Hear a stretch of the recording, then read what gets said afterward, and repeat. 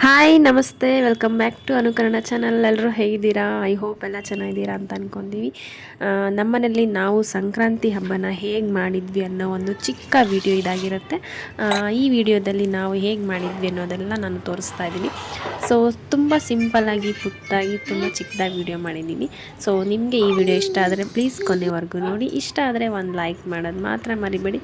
Please channel subscribe ಮಾಡ್ಕೊಂಡು ನೋಡಿ. ಇನ್ನು ಹಬ್ಬದಲ್ಲಿ ನಾವು ಬೆಳಗ್ಗೆ ಬೇಗ ಎದ್ದು ಹಬ್ಬ ಮಾಡಬೇಕು. ಯಾವಾಗಲೂ ಅಷ್ಟೇ ಸಂಕ್ರಾಂತಿ ಹಬ್ಬನ ತುಂಬ ಬೆಳಗ್ಗೆನೇ ಬೇಗ ಎದ್ದು ಮಾಡ್ತಾರೆ. ಮುಂಚೆ ಎಲ್ಲ ನಾವು ಚಿಕ್ಕವರಿದ್ದಾಗೆಲ್ಲ ಸೂರ್ಯ ಹುಟ್ಟೋಕ್ಕೂ ಮುಂಚೆನೇ ದೀಪ ಹಚ್ಚಬೇಕು, ಎಳ್ಬತ್ತಿ ಹಚ್ಚಬೇಕು, ಈ ಥರದ್ದೆಲ್ಲ ಮಾಡ್ತಾಯಿದ್ವಿ. ಇವಾಗ ಅದನ್ನೆಲ್ಲ ಮಾಡೋದು ಬಿಟ್ಬಿಟ್ಟಿದ್ದೀವಿ, ಅಷ್ಟೊಂದು ಮಾಡ್ತಾ ಇಲ್ಲ ಇವಾಗ. ಇನ್ನು ಬೆಳಗ್ಗೆನೇ ಬೇಗ ಎದ್ದಿರೋದ್ರಿಂದ ಡೋರ್ ಕ್ಲೋಸ್ ಮಾಡಿಕೊಂಡು ಇವತ್ತು ನೆಲ ಒರೆಸ್ತಾ ಇದ್ದೀನಿ. ಸುಮ್ಮನೆ ಬೇಗ ಎದ್ದಿರ್ತೀವಲ್ವ, ಸುಮ್ಮನೆ ಯಾಕೆ ಅಂತ ಹೇಳ್ಬಿಟ್ಟು ಡೋರ್ ಕ್ಲೋಸ್ ಮಾಡ್ಕೊಂಡು ನೆಲ ಒರೆಸ್ತಾ ಇದ್ದೆ. ನೆಕ್ಸ್ಟ್ ಅದಾದಮೇಲೆ ಯಾವಾಗಲೂ ಅಷ್ಟೇ ತುಂಬ ಚಳಿ ಚಳಿ ಅನ್ನಿಸ್ತಾ ಇರುತ್ತೆ. ಬಟ್ ಹಬ್ಬದ ದಿವಸ ನಮಗೆ ಹಬ್ಬ ಮಾಡಬೇಕು ಅನ್ನೋ ಒಂದು ಇಂಟ್ರೆಸ್ಟ್ ಇರುತ್ತೆ. ಏನೋ ಒಂಥರ ಹಬ್ಬ ಅನ್ನೋ ಒಂದು ಸ್ಪೆಷಲ್ ಡೇ ಇರುತ್ತಲ್ವ, ಹಂಗಾಗಿ ಅವತ್ತಿನ ದಿವಸ ಏನು ಚಳಿ ಇತ್ತೋ ಇಲ್ವೋ ಗೊತ್ತಾಗ್ತಾ ಇಲ್ಲ, ಇದ್ರೂ ಇಲ್ಲ ಅನ್ನೋ ಥರನೇ ಇರುತ್ತೆ ಫೀಲಿಂಗು. ಬಟ್ ಸ್ವಲ್ಪ ಚಳಿ ಕಮ್ಮಿನೇ ಇತ್ತು ಅಂತ ಹೇಳ್ಬೋದು ಈ ಸತಿ. ಇವಾಗ ಚಳಿ ಅಷ್ಟೊಂದು ಅನ್ನಿಸ್ಲಿಲ್ಲ. ಇನ್ನು ಫಸ್ಟ್ ಎಲ್ಲ ಕ್ಲೀನೆಲ್ಲ ಮಾಡ್ಕೊಂಡಿದ್ದಾದಮೇಲೆ ಆಚೆನೂ ಅಷ್ಟೇ ತುಂಬ ಕತ್ಲಿತ್ತು. ಹೆಂಗೋ ಭಯ ಆಗ್ತಾಯಿತ್ತು, ನೋಡೋಣ ಅಂತ ಹೇಳ್ಬಿಟ್ಟು ಮಾಡಿಬಿಡೋಣ, ಆಮೇಲೆ ಬೇಕಾದರೆ ಮತ್ತೆ ಸ್ನಾನ ಮಾಡಿದ್ಮೇಲೆಲ್ಲ ಮಾಡೋಕ್ಕೆ ಸರಿ ಹೋಗಲ್ಲ ಅಂತ ಹೇಳ್ಬಿಟ್ಟು ಫುಲ್ಲಾಗಿ ಕ್ಲೀನ್ ಮಾಡ್ಕೊತಾ ಇದ್ದೆ ಆಚೆಗಡೆನೂ. ಯಾವಾಗಲೂ ನಾನು ಅಷ್ಟು ಬೇಗ ಏನು ಎದ್ದೇಳೋದಿಲ್ಲ. ಒಂದು 6 ಗಂಟೆ 6:30 ಇಲ್ಲ 7 ಗಂಟೆ ಈ ಟೈಮಿಂಗ್ಸಲ್ಲಿ ಎದ್ದು ರೂಢಿಯಾಗಿದೆ.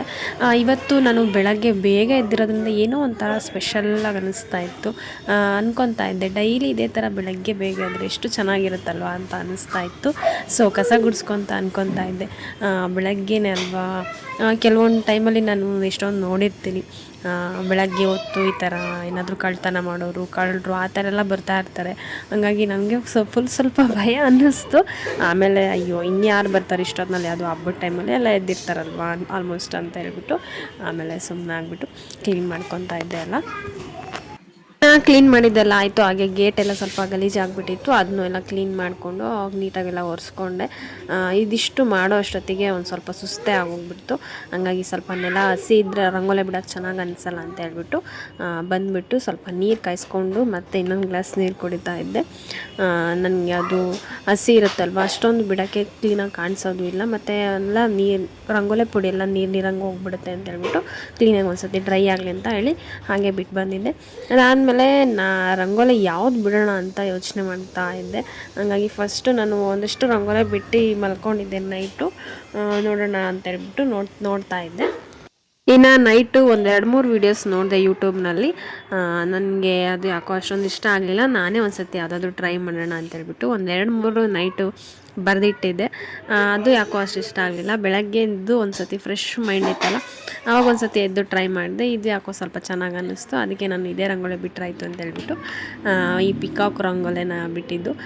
ಸಂಕ್ರಾಂತಿ ಹಬ್ಬ ಅಲ್ವಾ, ಸ್ವಲ್ಪ ಸ್ಪೆಷಲಾಗಿರಲಿ, ಅದಕ್ಕೆ ಸಂಬಂಧಪಟ್ಟಂಗೆ ರಂಗೋಲಿ ಇದ್ದರೆ ಸ್ವಲ್ಪ ಚೆನ್ನಾಗಿ ಕಾಣಿಸುತ್ತೆ ಅಂತ ಹೇಳ್ಬಿಟ್ಟು ಈ ಥರ ನಾನು ಡಿಸೈನ್ ಮಾಡಿಕೊಂಡೆ. ಇನ್ನು ಟೈಮ್ ಬಂದುಬಿಟ್ಟು 20 ಮಿನಿಟ್ ಫಾಸ್ಟ್ ಇದೆ ನಮ್ಮದು ಟೈಮಿಂಗ್ಸು.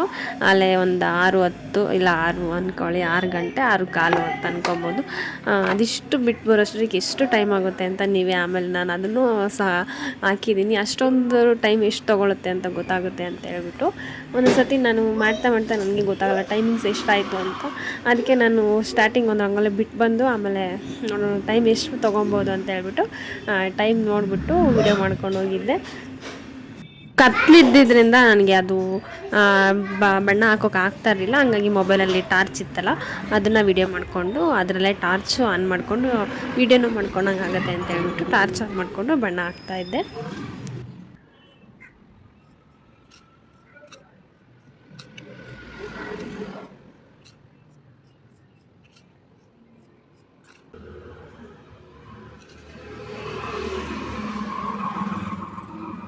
ಫುಲ್ ಕಂಪ್ಲೀಟ್ ಆದಮೇಲೆ ರಂಗೋಲಿ ಈ ಥರ ಕಾಣಿಸ್ತಿದೆ. ಏನೋ ಮಿಸ್ ಆಗ್ತಾ ಇದೆ ಅಂತ ಅನ್ನಿಸ್ತು. ಆಮೇಲೆ ನೆನಪಾಯಿತು, ಪಿಕಾಕಿಗೆ ನಾನು ಕಣ್ಣು ಥರ ಮಾಡೋದೇ ಮರ್ತ್ಬಿಟ್ಟಿದ್ದೆ ಅಂತ. ಅದು ಮಾಡಿದ ಮೇಲೆ ಫುಲ್ ಅದು ಕಂಪ್ಲೀಟ್ ಆಯಿತು. ಇವಾಗ ಹೆಣ್ಮಕ್ಳು ಒಂದು ಬಟ್ಟೆ ಇಟ್ಕೊಂಡಿಲ್ಲ ಅಂದರೆ ಚೆನ್ನಾಗಿ ಕಾಣಲ್ಲ ಅಂತಾರಲ್ಲ, ಆ ಥರ ಅನ್ನಿಸ್ತಿತ್ತು. ಇದಿಷ್ಟು ಕಂಪ್ಲೀಟಾಗಿ ಆಮೇಲೆ ಲಾಸ್ಟಲ್ಲಿ ಫೈನಲಾಗಿ ರಂಗೋಲಿ ರೆಡಿ ಆಯಿತು. ಅಷ್ಟೊತ್ತಿಗೆ ಬೆಳಕೆ ಆಗೋಗ್ಬಿಟ್ಟಿತ್ತು, ನಾನೆಲ್ಲ ಬಣ್ಣ ಹಚ್ಚಿ ಬರೋ ಅಷ್ಟೊತ್ತಿಗೆ. ಇವಾಗ ಸ್ವಲ್ಪ ಲೇಟ್ ಆಗ್ತಾಯಿದೆ, ಒಂದು 7 ಗಂಟೆ 6:45 ಈ ಥರ ಆ ಟೈಮಲ್ಲಿ ಬೆಳಕಾಗ್ತಾ ಇದೆ ನೋಡಿ. ಒಂದು 7 ಗಂಟೆ ಆಯಿತು. 20 ಮಿನಿಟ್ಸ್ ಫಾಸ್ಟ್ ಇದೆಯಲ್ಲ, ಹಂಗಾಗಿ ಒಂದು 7 ಗಂಟೆ ಅನ್ನೋ ಲೆಕ್ಕ. 1 ಅವರ್ ಅಂತೂ ಟೈಮ್ ತೊಗೊಂಡಿದ್ದೆ ರಂಗೋಲಿ ಬಿಟ್ಟು ಅದಕ್ಕೆ ಬಣ್ಣ ಎಲ್ಲ ಹಚ್ಚಿ. ಅದಾದಮೇಲೆ ಬಾಗಿಲಿಗೆ ಸ್ವಲ್ಪ ರಂಗೋಲಿ ಎಲ್ಲ ಬಿಟ್ಟು ಅಲ್ಲಿ ಹಬ್ಬ ಅಲ್ವಾ, ಹಂಗಾಗಿ ಸ್ವಲ್ಪ ಡಿಫ್ರೆಂಟ್ ಇರಲಿ ಅಂತೇಳ್ಬಿಟ್ಟು ಬಾಗಿಲಿಗೂ ಎಲ್ಲ ಸ್ವಲ್ಪ ಕಲರ್ಫುಲ್ಲಾಗಿ ಮಾಡಿದ್ದೆ. ಇನ್ನು ಅದಾದಮೇಲೆ ಗಂಜಿ ಮಾಡ್ಕೊಂಡಿದ್ದೆ ಇವತ್ತು ಸ್ವಲ್ಪ ಬೆಲ್ಲ ಬೇಡ ಅಂತೇಳ್ಬಿಟ್ಟು, ಸ್ವಲ್ಪ ಆಲ್ಮೋಸ್ಟ್ ಸ್ವೀಟ್ ಜಾಸ್ತಿ ತಿಂತಾನೆ ಇದ್ದೀವಿ, ಬೇಡ ಅಂತೇಳ್ಬಿಟ್ಟು ಸ್ವಲ್ಪ ಉಪ್ಪು ಹಾಕ್ಕೊಂಡ್ಬಿಟ್ಟು ಇವತ್ತು ಗಂಜಿ ಮಾಡಿಕೊಂಡು ಗಂಜಿ ಕುಡಿತಾ ಇರೋದು. ಗಂಜಿ ಸ್ವಲ್ಪ ಕುಡ್ಕೊಂಡ್ರೆ ನನಗೆ ಸ್ವಲ್ಪ ಆಮೇಲೆ ರಿಲ್ಯಾಕ್ಸ್ ಅನಿಸುತ್ತೆ ಅಂತ ಹೇಳ್ಬಿಟ್ಟು ಒಂದು ಗ್ಲಾಸ್ ಗಂಜಿ ಕುಡಿದು ಅದಾದಮೇಲೆ ಸ್ನಾನ ಎಲ್ಲ ಮುಗಿಸ್ಕೊಂಡು ಈ ಹಬ್ಬಕ್ಕೆ ಸ್ಪೆಷಲ್ ಅಂತಲೇ ಹೇಳೋದು ಅವರೆಕಾಯಿ, ಕಡಲೆಕಾಯಿ, ಗೆಣಸು. ಇದಿಲ್ಲ ಅಂತಂದರೆ ಹಬ್ಬದ ವಾತಾವರಣನೇ ಇಲ್ಲ ಅನಿಸುತ್ತೆ. ಆ ಥರ ಈ ಹಬ್ಬಕ್ಕೆ ಎಲ್ಲ ಪ್ರತಿಯೊಂದು ಹಬ್ಬನೂ ಒಂದೊಂದು ಥರ ವಿಶೇಷತೆ ಇರುತ್ತೆ. ಅದೇ ಥರ ಈ ಹಬ್ಬದಲ್ಲಿ ಕಡಲೆಕಾಯಿ ಮತ್ತು ಅವರೆಕಾಯಿ, ಗೆಣಸು ಇದನ್ನೆಲ್ಲ ಬೇಯಿಸ್ಬಿಟ್ಟು ಅದನ್ನು ದೇವ್ರಿಗೆ ನೈವೇದ್ಯಕ್ಕೆ ಇಡೋದು. ಒಂದೊಂದು ಹಬ್ಬದಲ್ಲಿ ಒಂದೊಂದು ಥರ ಅಲ್ವಾ, ಅದೇ ಥರನೇ ಈ ಹಬ್ಬದಲ್ಲಿ ಈ ಥರ ಇರುತ್ತೆ. ಇದೆಲ್ಲ ಯಾಕೆ ಮಾಡ್ತಾರೆ ಅನ್ನೋ ನನಗೆ ಅಷ್ಟೊಂದು ಐಡಿಯಾ ಗೊತ್ತಿಲ್ಲ. ಕಡಲೆಕಾಯಿ, ಗೆಣಸು, ಅವರೆಕಾಯಿ ಇದನ್ನೆಲ್ಲ ಯಾಕೆ ಈ ಹಬ್ಬದಲ್ಲಿ ಮಾಡ್ತಾರೆ ಅನ್ನೋದು ನನಗೆ ಅಷ್ಟೊಂದು ಐಡಿಯಾ ಇಲ್ಲ. ಯಾರಿಗಾದ್ರೂ ನಿಮ್ಗೇನಾದರೂ ಗೊತ್ತಿಲ್ಲ ನನಗೆ ಕಮೆಂಟ್ ಮಾಡಿ ತಿಳಿಸಿ. ಅವರೆಕಾಯಿಗೆ ಸ್ವಲ್ಪ ಉಪ್ಪು ಮತ್ತು ಕಡಲೆಕಾಯಿಗೆಲ್ಲ ಸ್ವಲ್ಪ ಉಪ್ಪು ಹಾಕ್ಬಿಟ್ಟು ಸ್ವಲ್ಪ ನೀರು ಹಾಕಿ ಬೇಯಕ್ಕೆ ಇಟ್ಕೊಂಡಿದ್ದೆ. ಯಾವಾಗಲೂ ಅಷ್ಟೇ ನಮ್ಮ ಮನೇಲಿ 1 ಗ್ಯಾಸು ಇಲ್ಲ 2 ಗ್ಯಾಸ್ ಉರಿತಾ ಇತ್ತು. ಇವತ್ತು ಫಸ್ಟ್ ಟೈಮು 3 ಗ್ಯಾಸನ್ನು ಹಚ್ತಾ ಇರೋದು. ಫಸ್ಟ್ ಟೈಮ್ ಅಂತ ಏನಿಲ್ಲ, ಯಾವಾಗಲೂ ಹಚ್ತಾ ಇರ್ತೀನಿ. ಫಸ್ಟ್ ಟೈಮ್ ಅಂತ ಮಿಸ್ ಮಾಡ್ಕೊಂಡು ಹೇಳ್ತಾ ಇದ್ದೀನಿ ಅಷ್ಟೇ. ಕೆಲವೊಂದು ಟೈಮಲ್ಲಿ ಈ ಥರ ಬ್ಯುಸಿ ಇದ್ದಾಗ ಏನಾದರೂ ಜಾಸ್ತಿ ಅಡುಗೆ ಮಾಡಬೇಕು ಅಂತ ಆವಾಗ ಈ ಥರ 3 ಗ್ಯಾಸು ಹಚ್ತೀನಿ. ಮೊನ್ನೆನ ಯಶ್ವಿ ಕೇಳ್ತಾ ಇದ್ದ, ಈ ಕಡೆ ಗ್ಯಾಸ್ ನೀನು ಹಚ್ಚೋದೇ ಇಲ್ಲ ಅಲ್ವಾ ಯಾಕೆ ಅಂತ ಹೇಳ್ತಾನೆ ಇದ್ದ. ಹಂಗಾಗಿ ಇವತ್ತು ಅದಕ್ಕೆ ಟೈಮು ಬಂತು ಅನಿಸುತ್ತೆ. ಇವತ್ತು ಅದಕ್ಕೆ ಈ ವಿಡಿಯೋ ತೋರಿಸಿ ಹೇಳ್ತಾ ಇದ್ದೆ, ನೋಡು ಯಶ್ವಿಗೆ 3 ಗ್ಯಾಸ್ ಹಚ್ಚಿಲ್ಲ ಅಂತಿದ್ದಲ್ಲ, ಇವತ್ತು 3 ಗ್ಯಾಸು ಉರಿತಾ ಇದೆ ಅಂತ ಹೇಳ್ಬಿಟ್ಟು ಅವನಿಗೆ ಹೇಳ್ತಾ ಇದ್ದೆ. ಇನ್ನು ಗೆಣಸು ಬೇಯಿಸ್ಕೊಳ್ಳೋದಕ್ಕೆ ನಾನು ಕುಕ್ಕರ್ಗೆ ಹಾಕ್ಕೊಂಡಿರಲಿಲ್ಲ. ಒಂದು ಬಾಣಲಿಗೆ ನೀರು ಹಾಕ್ಕೊಂಡು ಅದ್ರ ಮೇಲೆ ಕುಕ್ಕರಲ್ಲಿ ಇಕ್ಕುವಂಥ ಪ್ಲೇಟ್ ಇರುತ್ತಲ್ಲ ಅದನ್ನು ಇಟ್ಬಿಟ್ಟು ಅದ್ರ ಮೇಲೆ ಗೆಣಸಿಟ್ಟು ಬೇಯಿಸ್ಕೊತಾ ಇದ್ದೀನಿ. ಇನ್ನು ಪೂಜೆಗೆ ನಾನು ಯಾವುದನ್ನು ಮುಂಚೆಲ್ಲ ಕ್ಲೀನಾಗಿ ವಾಶ್ ಮಾಡಿಟ್ಟಿರಲಿಲ್ಲ. ಬೆಳಗ್ಗೆನೇ ಎದ್ದು ಬೆಳಗ್ಗೆ ಸ್ನಾನ ಮುಗಿಸ್ಕೊಂಡು ಅದಾದಮೇಲೆ ನಾನೆಲ್ಲ ಕ್ಲೀನಾಗಿ ಒಂದು ಸತಿ ಎಲ್ಲ ಒರೆಸ್ಕೊಂಡು ಎಲ್ಲ ಕ್ಲೀನಾಗಿ ತೊಳ್ಕೊಂಡು ಆಮೇಲೆ ಪೂಜೆ ಮಾಡಿದ್ದು. ಹಂಗಾಗಿ ಸ್ವಲ್ಪ ಲೇಟ್ ಆಯಿತು ಅಂತಲೇ ಅನ್ನಿಸ್ಬೋದು. ಇನ್ನು ಪೂಜೆಗೆಲ್ಲ ರೆಡಿ ಮಾಡ್ಕೊತಾ ಇದ್ದೆ. ಇವತ್ತು ಅವ್ರಿಗೂ ರಜೆ ಇತ್ತಲ್ವ, ಹಂಗಾಗಿ ಇವತ್ತು ಮಕ್ಕಳಿಗೆ ಅವ್ರು ಸ್ನಾನ ಮಾಡಿಸ್ತಾಯಿದ್ರು. ಸ್ನಾನ ಮಾಡಿಸೋಷ್ಟೊತ್ತಿಗೆ ಮಕ್ಕಳಿಗೆ ಹಾಕೋಗಿ ಬಟ್ಟೆ ತೆಗೆದಿಟ್ಬಿಟ್ರೆ ಅವರು ಬಂದಿದ ತಕ್ಷಣ ಬಟ್ಟೆ ಹಾಕ್ಬೋದು ಅಂತ ಹೇಳ್ಬಿಟ್ಟು ಬಟ್ಟೆ ಎಲ್ಲ ಎತ್ತಿಟ್ಬಿಟ್ಟು ನಾನು ಟಿಫನ್ ಮಾಡೋಕ್ಕೆ ಅಂತ ರೆಡಿ ಮಾಡ್ಕೊತಾ ಇದ್ದೆ. ಈ ಹಬ್ಬದಲ್ಲಿ ಅವರೆಕಾಯಿ ಸ್ಪೆಷಲ್ ಇರುತ್ತೆ, ಹಂಗಾಗಿ ನಾನು ಇವತ್ತು ಅವರೆಕಾಯಿ ಹಾಕ್ಬಿಟ್ಟು ಚಿತ್ರಾನ್ನ ಮಾಡ್ತಾಯಿದ್ದೆ. ಅದಕ್ಕೆ ಒಂದು 6 ಮೆಣಸಿನ್ಕಾಯಿ ಮತ್ತು ಒಂದು ಸ್ವಲ್ಪ ಕೊತ್ತಂಬರಿ, ಸ್ವಲ್ಪ ಪುದೀನ ಮತ್ತು ಹಸಿಕಾಯಿ ಬರುತ್ತಲ್ಲ ಅದನ್ನು ತುರ್ದಿಟ್ಕೊಂಡಿರೋದು, ಒಂದು ಅರ್ಧ ಬಟ್ಲಾಗೋಷ್ಟು ಹಸಿಕಾಯಿ, ಒಂದು ಸ್ವಲ್ಪ ಶುಂಠಿ ಮತ್ತು ಸ್ವಲ್ಪ ಬೆಳ್ಳುಳ್ಳಿ, ಆಮೇಲೆ 1 ಸ್ಪೂನ್ ಆಗೋಷ್ಟು ಜೀರಿಗೆ. ಇದಿಷ್ಟು ಹಾಕ್ಕೊಂಡು ನೀಟಾಗಿ ಮಿಕ್ಸಿ ಮಾಡ್ಕೊಬೇಕು. ನೀರು ಹಾಕುವಾಗಿಲ್ಲ, ಹಾಗೆ ಡ್ರೈಯಾಗಿ ಮಿಕ್ಸಿ ಮಾಡ್ಕೊಬೇಕು. ಅದಾದಮೇಲೆ ಸ್ವಲ್ಪ ಎಣ್ಣೆ ಹಾಕಿ ಅದಕ್ಕೆ ಕಡಲೆ ಬೀಜ ಹಾಕಿ ಕಡಲೆ ಬೀಜ ಚೆನ್ನಾಗಿ ಫ್ರೈ ಮಾಡಿಕೊಂಡು ಅದನ್ನ ಒಂದು ಬೌಲ್ಗೆ ಎತ್ತಿಟ್ಕೊತಾ ಇದ್ದೀನಿ. ಅದರಲ್ಲೇ ಆಗಿಬಿಟ್ಟೆ ಒಂಥರ ಮೆತ್ತಗಾಗುತ್ತೆ ಅಂತ ಹೇಳ್ಬಿಟ್ಟು ಅದಾದಮೇಲೆ 1 ಸ್ಪೂನು ಸಾಸಿವೆ ಮತ್ತು ಕಡಲೆಬೇಳೆ, ಉದ್ದಿನಬೇಳೆ ಇದಿಷ್ಟು ಹಾಕ್ಕೊಂಡು ಇದನ್ನು ಚೆನ್ನಾಗಿ ನೀಟಾಗಿ ಮಿಕ್ಸ್ ಮಾಡಿಕೊಂಡು ಅದಾದಮೇಲೆ ಒಂದು ಅರ್ಧ ಸ್ಪೂನ್ ಆಗುವಷ್ಟು ಜೀರಿಗೆ ಹಾಕ್ಕೊತಾ ಇದ್ದೀನಿ ಮತ್ತೆ ನಾನು. ಇನ್ನು ಇದಿಷ್ಟು ಚೆನ್ನಾಗಿ ಫ್ರೈ ಆದಮೇಲೆ ಇದಕ್ಕೆ ಒಂದು 3-4 ಈರುಳ್ಳಿ ಹೆಚ್ಚಿರೋದು ಹಾಕ್ಕೊಂಡು ಅದನ್ನು ಚೆನ್ನಾಗಿ ಫ್ರೈ ಮಾಡಿಕೊಂಡು ಅದಾದಮೇಲೆ 1-2 ಕಡ್ಡಿ ಕರಿಬೇವು ಹಾಕ್ಕೊಂಡು ಎಲ್ಲ ನೀಟಾಗಿ ಒಂದು ಸತಿ ಮಿಕ್ಸ್ ಮಾಡ್ಕೊಬೇಕು. ಮಿಕ್ಸ್ ಮಾಡ್ಕೊಂಡಿದ್ದಾದಮೇಲೆ ರುಬ್ಬಿರುವಂಥ ಪೇಸ್ಟ್ ಇದನ್ನು ಅಷ್ಟೇ, ಇದನ್ನು ಹಾಕಿ ಚೆನ್ನಾಗಿ ಮಿಕ್ಸ್ ಮಾಡ್ಕೊಬೇಕು. ಇದನ್ನು ಎಣ್ಣೆಲಿ ಚೆನ್ನಾಗಿ ಫ್ರೈ ಆಗಬೇಕು, ಇಲ್ಲ ಅಂತಂದರೆ ಮೆಣಸಿನ್ಕಾಯ್ದು ಅದೆಲ್ಲ ಒಂಥರ ಹಸಿ ಹಸಿ ಅನ್ನಿಸ್ತಾ ಇರುತ್ತೆ. ಚೆನ್ನಾಗಿ ಫ್ರೈ ಆದಮೇಲೆ ಇದಕ್ಕೆ ಅವರೆಕಾಯಿ ಹಾಕ್ಕೊಬೇಕು. ನೆಕ್ಸ್ಟ್ ನಾವು ಅವರೆಕಾಯಿ ಬೇಸಾದರೂ ಹಾಕ್ಕೊಬೋದು, ಇಲ್ಲಾಂದರೆ ಹಸಿದು ಎಳೆದಿತ್ತು ಅಂತಂದರೆ ಹಂಗೆ ಯೂಸ್ ಮಾಡ್ಕೊಬೋದು.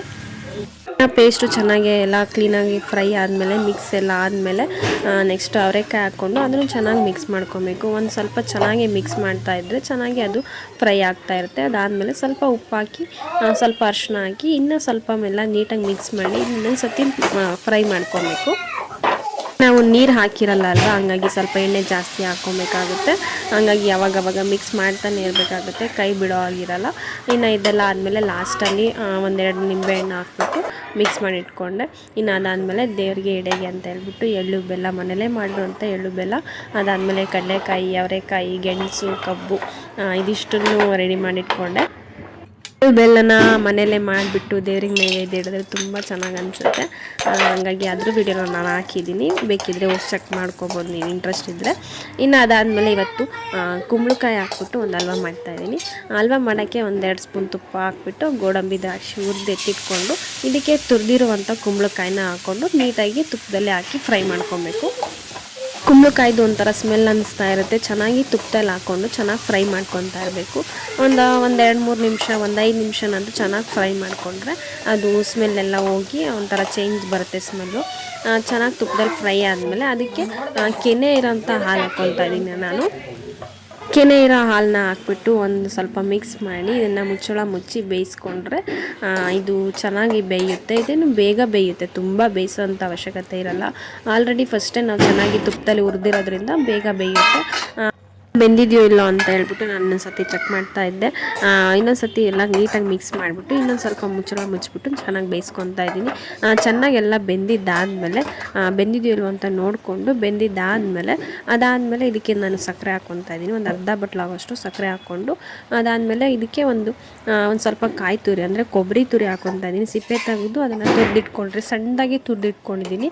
ಅದನ್ನು ಹಾಕಿ ಚೆನ್ನಾಗಿ ಮಿಕ್ಸ್ ಮಾಡಿಕೊಂಡು ಇದನ್ನು ಒಂದು ಸ್ವಲ್ಪ ಹೊತ್ತು ಬೇಯಿಸ್ಕೊಬೇಕು. 1-2-3 ನಿಮಿಷ ಚೆನ್ನಾಗಿ ಬೇಯಿಸ್ಬಿಟ್ಟು ಅದಾದಮೇಲೆ ಇದಕ್ಕೆ ಲಾಸ್ಟಲ್ಲಿ ಒಂದು ಸ್ವಲ್ಪ ಏಲಕ್ಕಿ ಪುಡಿ, ಅದಾದಮೇಲೆ ನೆನೆಸಿರುವಂತಹ ಕೇಸರಿ ಇತ್ತು, ಸ್ವಲ್ಪ ನೆನೆಸ್ಬಿಟ್ಟು ಅದನ್ನು ಹಾಕ್ಕೊತಾ ಇರೋದು. ಹಾಲಲ್ಲಿ ಇದನ್ನು ಕೇಸರಿ ನೆನೆಸಿ ಹಾಕ್ಕೊತಾ ಇದ್ದೀನಿ. ಅದಾದಮೇಲೆ ಹುರಿದಿರುವಂಥ ಗೋಡಂಬಿ ದ್ರಾಕ್ಷಿ ಇದಿಷ್ಟು ಮೇಲೆ ಹಾಕಿ ಮಿಕ್ಸ್ ಮಾಡಿಕೊಂಡ್ರೆ ಸೂಪರಾಗಿರುವಂಥ ಕುಂಬಳಕಾಯಿ ಹಲ್ವ ರೆಡಿ ಆಗೋಗ್ಬಿಡುತ್ತೆ.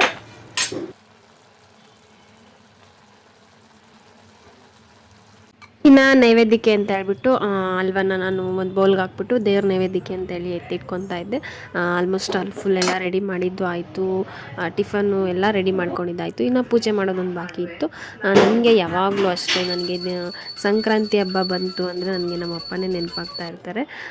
ಯಾವಾಗಲೂ ಅಷ್ಟೇ, ಅವರು ತುಂಬ ಬೇಗ ಎದ್ಬಿಟ್ಟು ಅವತ್ತಿನ ದಿವಸ ಬೇಗ ಎದ್ದು ಅವರೇ ಒಂದಷ್ಟು ಕೆಲಸ ಮಾಡಿಕೊಡ್ತಾಯಿದ್ರು. ಅವರೇ ನೀರು ಕಾಯಿಸೋದಾಗಿರ್ಬೋದು, ಸ್ನಾನ ಮಾಡೋದಕ್ಕೆ ಆಗಿರ್ಬೋದು, ಕಡಲೆಕಾಯಿ ಬೇಯಿಸೋದಕ್ಕಾಗಿರ್ಬೋದು, ಅದೊಂಥರ ತುಂಬ ಚೆನ್ನಾಗಿರುತ್ತೆ. ನಿಮ್ಮ ಮೆಮೊರಿ ಇದೆಯಲ್ಲ, ಅದು ಯಾವಾಗೂ ಮರೆಯೋಕ್ಕಾಗಲ್ಲ. ಹಂಗಾಗಿ ಯಾವಾಗಲೂ ಅಷ್ಟೇ ಸಂಕ್ರಾಂತಿ ಹಬ್ಬ ಬಂತು ಅಂದರೆ ನಾವು ಅಪ್ಪ ನೆನೆಸ್ಕೊತಾನೆ ಇರ್ತೀವಿ. ಇನ್ನು ಎಳ್ಳು ಬೆಲ್ಲ ಮಕ್ಕಳಿಗೆಲ್ಲ ಕೊಟ್ಬಿಟ್ಟು ಎಳ್ಳು ಬೆಲ್ಲ ತಿಂದು ಎಲ್ಲರೂ ಒಳ್ಳೇದು ಮಾತಾಡಿ ಅಂತ ಹೇಳ್ತಾ ಇದ್ದೀನಿ. ಈ ವರ್ಷದ ಹಬ್ಬ ಎಲ್ಲರಿಗೂ ಒಳ್ಳೆಯದಾಗಲಿ. ವರ್ಷದ ಮೊದಲನೇ ಹಬ್ಬ ಸಂಕ್ರಾಂತಿ ಹಬ್ಬ. ಎಲ್ಲರಿಗೂ ಸಂಕ್ರಾಂತಿ ಹಬ್ಬದ ಆರ್ಥಿಕ ಶುಭಾಶಯಗಳು. ನೀವಲ್ಲೇ ಅಲ್ಲಿ ಪೊಂಗಲ್ ತಿಂದು ಬನಿನಾಗೆ ಇರ್ರಿ ಅವಾಗ ಸ್ವೀಟಿ ಚೆನ್ನಾಗಿದೆ.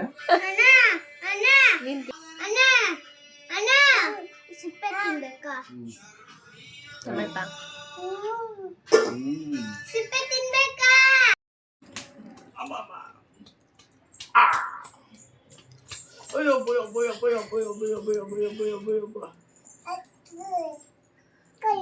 ನಾನು ಹೊಡಿ ಇವಾಗ ಇದ್ಮೇಲೆ ಕೊಡ್ತೀಯಲ್ಲ ಅಣ್ಣಗಾದ್ರೆ ಇಲ್ಲಿಗೆ ಬರ್ತಾಳೆ ತಡಿ, ಮೊಬೈಲ್ ನೋಡಕ್ ಬರ್ತಾಳೆ ಅಣ್ಣ ಅಲ್ಲಿ ಬರ್ತಾಳೆ.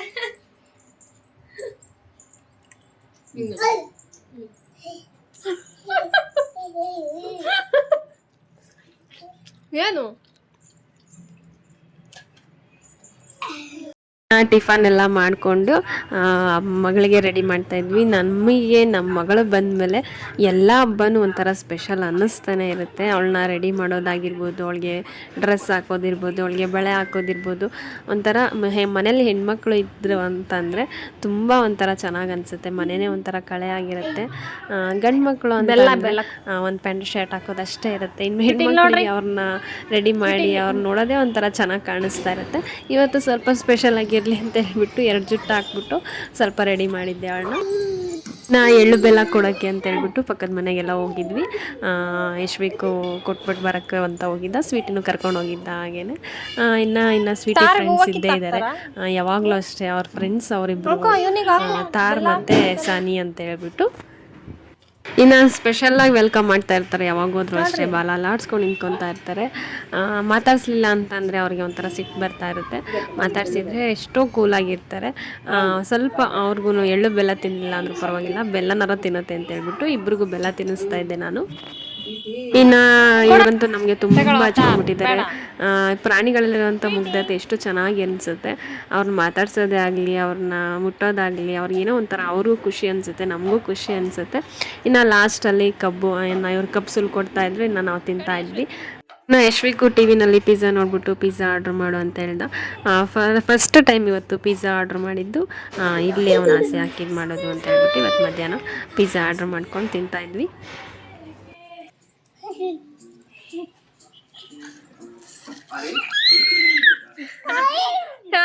ಏನು ಸ್ವೀಟ್ ಅದು? ಏನದು?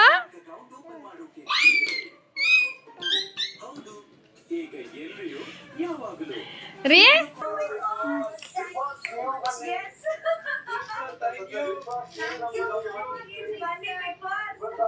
ಸ್ವೀಟ್ ಹಿಂಗ್ ತಿನ್ನೋದು ಎಲ್ಲ ಹಾಕಿದ ಅವ್ರಿಗೇನು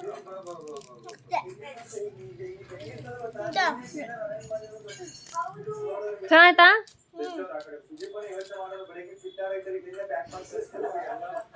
ಸಮಾಧಾನ ಇವತ್ತು? ಹ್ಯಾಪಿ?